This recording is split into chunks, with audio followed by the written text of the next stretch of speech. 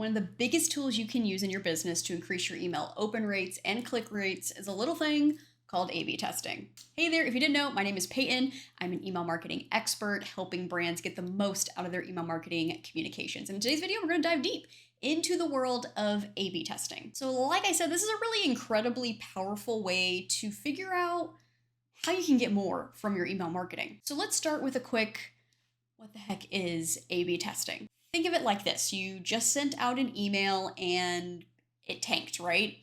Low opens, low clicks, no conversions. And you're trying to figure out what could I have done differently? Should I have done a more aggressive subject line? Should I have tried a different call to action in the email? There's tons of different scenarios that could run through your head, but how do you know and how do you test whether one performs better than the other? So this is where A/B testing comes in. This is where you can take email design 1 and pit it against email design 2.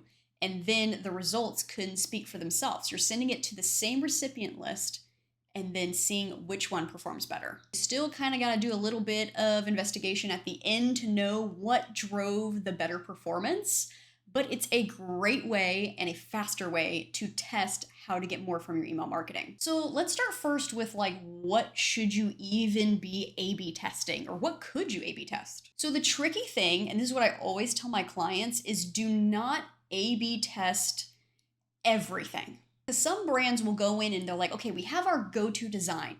We love it. It works well. Here's a brand new design that's completely different. Let's test them against each other. And the flaw there is that, let's say the brand new design outperformed in your open. So subject line was good. That one's pretty easy to understand, but also the click-through rate and the conversion. But what exactly about your new design drove people to convert? That's why I highly recommend testing an element or two at a time. So for example, I have 2 email designs here. And I want to, A/B test changing out the header image. So let's see if a, lifestyle image outperforms, the standard product image. Just pick one thing to test, 1 or 2 things. Don't overdo it because you've got to know clearly what drove your better results. But also that lifestyle image test, there's other tests. You could test, the dreaded button color test. I have lots of clients sometimes who are like, let's test a different button color. It's honestly, 10 times out of 10, I have yet to see a button color test prove anything. The results and the differences are so slim, no need to test your button colors, but test your button call to action. So instead of saying shop and save, maybe it says change your life or something crazy, right? That's just a test that's kind of out there just to see what happens. And also know that your A/B test can take multiple attempts. So you send out your first one and you're like, the results are the same, the barely a difference in open differences and then barely any differences between the click-through rate. This can happen a lot. And normally what I take from those is okay, these things that I'm testing aren't really going to drive what I want. So let's try a new element to test or a different twist on the test that you were doing. A few of my favorite go-to tests are, of course, subject line testing. That's always great. But your call to action language, like that example I said, or testing GIFs. GIFs almost always win those tests, but those are always good ones to throw out there. Testing social proof, testing how you describe a sale, like a promotion, giving it a different copy, different twist on it in the email. That's a great test as well. So don't limit yourself. Don't limit yourself to a certain type of testing. Always keep kind of adding some new things into test. So how do you set up an A/B test? So it really depends on what email platform you're using. So today we're going to jump into Klaviyo and show you how I set it up there. So over in Klaviyo, A/B testing setup is pretty darn simple. I have here my control version, and I want to test my new B version. So once you have your main design finished, in the content area, you can click Create A/B Test, and it'll then create a duplicate version of your control, your version A. There is a section below, and this is going to be your test settings. So you have this area here that's going to break up information on your test population. So here's what I recommend. If it's a timely message, this is a 1-day promo, and if we're going to test anything, there needs to be no more emails going out about it within by the end of today, then do a 50-50 split. This means that it's completely down the middle. Half your population is going to get email A, half your population is going to get email B. But if you have some wiggle room there and you're able to run a longer test, then you could do a test population test. How many times have I said test in this video? A lot. Okay. And this is where you could say, okay, I want to do, this percentage here on A and this percentage here on B. And then once Klaviyo picks a winner, or at least one that's outperforming the other, it then sends the winning variation to the remaining of this recipient list. You got to be careful too, because you see down here, there's like a test population timeline.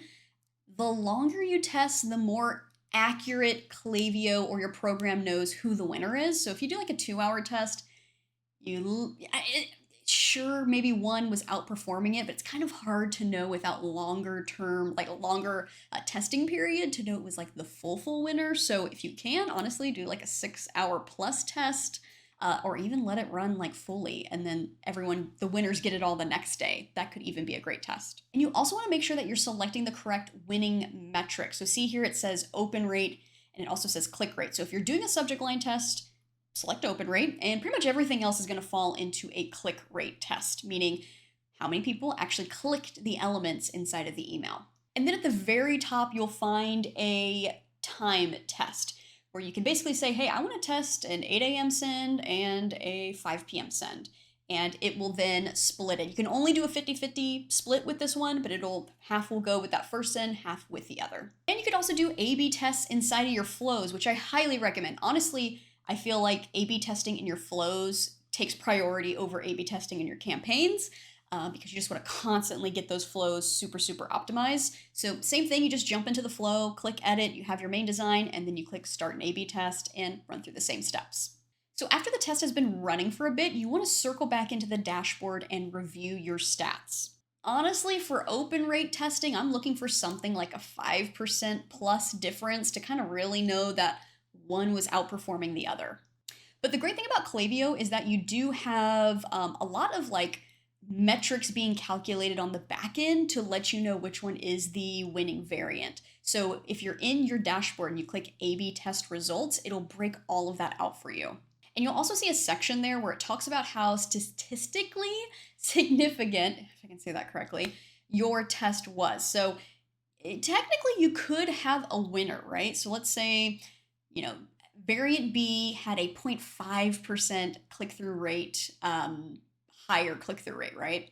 To Klaviyo, that may not actually be statistically significant. That's what it'll kind of say. It'll say inconclusive, or even say not statistically significant. Oh my gosh.